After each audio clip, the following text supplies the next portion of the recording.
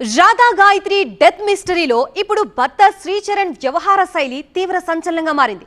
Case విచారణ కీలక దశకు చేరిన వేళ అతను పోలీసులకి దొరకకుండా పారిపోవడం పలు అనుమానాలకు తావిస్తోంది.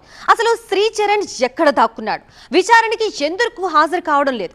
శ్రీచరణ్ తండ్రి ఏం చెప్తున్నారు? శ్రీచరణ్ మిస్సింగ్ పై కుటుంబ సభ్యుల అనుమానాలేంటి?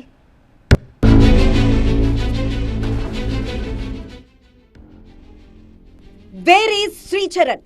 ఫోన్ స్విచ్ ఆఫ్ లో ఉంది. మనిషి అందుబాటులో లేడు. పోలీసుల విచారణకు హాజరు కాలేదు. అసలు ఎక్కడున్నాడు శ్రీచరణ్? ఎవ్వరికీ దొరకకుండా ఎక్కడ దాక్కున్నాడు? వైజాగ్ టెకీ రాధా గాయత్రి మృతి పక్కా ప్లాన్డ్ మర్డరా లేక యాక్సిడెంటల్ డెత్తా? ఈ కోణంలోనే ఇన్వెస్టిగేషన్ స్పీడప్ అయిన టైంలో గాయత్రి భర్త శ్రీచరణ్ సడన్ గా గాయబ్ కావడం పలు అనుమానాలకు తావిస్తోంది. శ్రీచరణ్ ఇప్పటి వరకు తమ ముందుకు రాలేదని ఇన్వెస్టిగేషన్ ఆఫీసర్ సంపూర్ణానంద తెలిపారు. శ్రీచరణ్ కు సంబంధించిన ఎలాంటి లీడ్ దొరికినా, ఎవ్వరికి కనిపించినా వెంటనే ఇన్ఫర్మేషన్ ఇవ్వాలన్నారు. ఇప్పటికే శ్రీచరణ్ ఫ్యామిలీ మెంబర్స్ కి కూడా పోలీసులు ఇన్ఫార్మ్ చేశారు. శ్రీచరణ్ ను వెంటనే విచారణకు హాజరయ్యేలా చూడాలని, అతడికి సంబంధించిన వివరాలను పోలీసులకు అందించాలని సూచించారు. శ్రీచరణ్ మిస్సింగ్ పై తండ్రి దుర్గాప్రసాద్ నిన్నే స్పందించారు. పోలీసు విచారణకు సహకరించాలని శ్రీచరణ్ కు తాను ముందే సూచించినట్లు తెలిపారు. అలాగే శ్రీచరణ్ ప్రవర్తనపై ఆయన కొన్ని కీలక వ్యాఖ్యలు చేశారు. ఎవరిని ఏమనలేం కదా, ఇప్పుడు అలాగని కోడల మీద ఎగబడలేం కదా, అందుకని సర్ది చెప్పాము. ఒకసారి ఈ ట్రాకర్ పెట్టినప్పుడే ఈ ఇన్సిడెంట్ అంతా ఫైనలైజ్ అయిపోయాక వచ్చాడు మా ఇంటికి ఢిల్లీ. వచ్చినప్పుడు ఏమిటి ఇలా జరిగింది, వాళ్ళంతా ఇలా అంటున్నారా అని అనేసరికి కొంచెం అరగంటగా సమాధానం చెప్పేసరికి ఈడ్చిపెట్టి కొట్టేస్తుంది ఒకసారి. అది కూడా వాళ్ళ అత్తమావుల ముందే.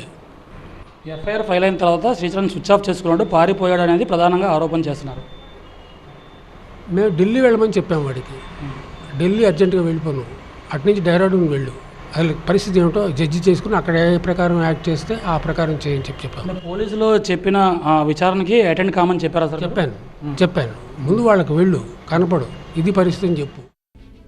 మరోవైపు రాధా గాయత్రి తండ్రి సుధాకర్ ఆవేదన అంతా ఇంతా కాదు.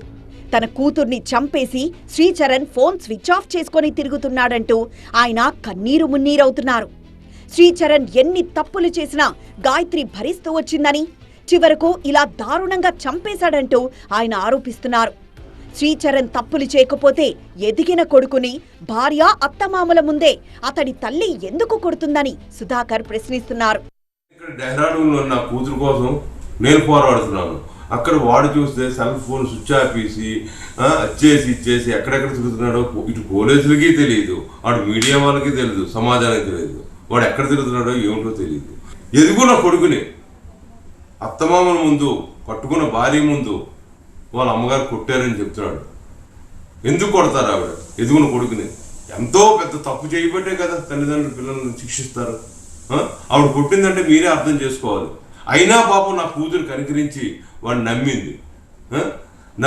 వాడు వెనకాదలిచ్చి వాడు ఇచ్చే ఇదేనా బహుమానం స్టావ్ అవ్వాలి దానికి. మరోవైపు 5 రోజులుగా ముస్సోరీలోనే రాధా గాయత్రి తండ్రి సుధాకర్ ఉన్నారు. న్యాయం జరిగే వరకు ఉత్తరాఖండ్లోనే ఉంటానని చెబుతున్నారు ఆయన. న్యాయం కోసం అక్కడి అధికారులను కలుస్తున్న సుధాకర్ గంగా, యమున, సరస్వతి నదుల త్రివేణి సంగమం రిషికేశ్లో రాధా గాయత్రి సంస్మరణ కార్యక్రమం నిర్వహించారు. వైదిక కార్యక్రమాలతో త్రివేణి ఘాట్లో దశదిన కర్మ నిర్వహించారు. రాధా గాయత్రి ఆత్మకు శాంతి కలగాలని పూజలు చేశారు. మరోవైపు ఈ డెత్ మిస్టరీని డీకోడ్ చేయడంలో ఇప్పుడు ఫోరెన్సిక్ రిపోర్ట్ కీలకంగా మారింది. ప్రస్తుతం పోలీసులు ఈ కేసును పక్కా ప్లాన్డ్ మర్డరా లేదా యాక్సిడెంటల్ డెత్తా అనే కోణంలో విచారిస్తున్నప్పటికీ భర్త శ్రీచరణ్ విచారణకు హాజరు కాకుండా నాన్ కోఆపరేటివ్ గా వ్యవహరించడం పలు అనుమానాలకు తావిస్తోంది.